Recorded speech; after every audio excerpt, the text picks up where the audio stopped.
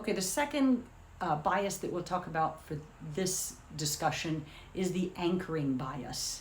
And this is the tendency that your biases are going to form as soon as you get your first piece of information on a particular issue. And that first piece of information is going to anchor you, your views.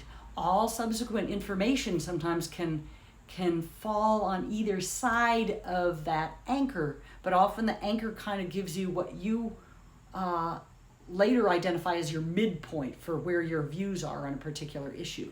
So recognize this, that first piece of information is going to, can bias how you view a particular issue. Just be aware of that bias. Next bias is the false consensus effect. This is the tendency to believe that whatever your opinion is the consensus. Most people share your opinion. I think I'm most guilty of this. I tend to believe that if I'm having this view, then most other people must be having this view. And so I've realized I've had to check myself on that. People have widely varying opinions and beliefs, and so it's important, again, a little bit of that humility and open-mindedness to realize your view might or might not represent the consensus view. And then the last bias we'll talk in here is the availability heuristic. So this basically is your views are going to be formed by the information available to you. And the more available certain information is, the more that's going to that can skew your view about something.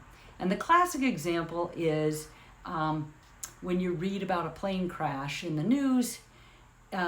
It's everywhere in the news. It's you hear about it day in and day out, and you hear about the investigation afterwards, and it's so top of your mind. It's such a present thought that it leads people to significantly overestimate the likelihood of a plane crash versus, for example, car crashes. And we probably all know car crashes are far more common, and people typically say the most dangerous part of your journey somewhere that involves flying and driving is the driving part. And you typically feel, I'm home free. I got that flight safely under my belt. Now I jump in the car, and well, that's your most dangerous part.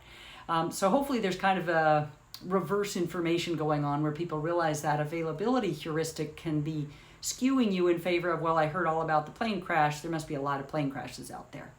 So that's an important one to recognize as well.